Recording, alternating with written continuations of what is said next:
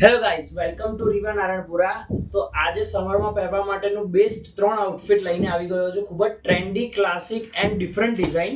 સમરમાં પહેરવા માટેના best article, best fabric સાથે સ્પેગેટી સ્ટાઇલનો કન્સેપ્ટ રહેવાનો છે.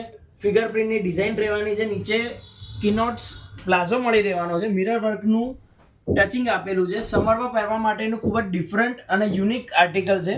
બીજી વેરાયટી ચેક કરો. પ્યોર ધાબુ કોટનની અંદર ઇક્કત પ્રિન્ટની ડિઝાઇન રહેવાની છે.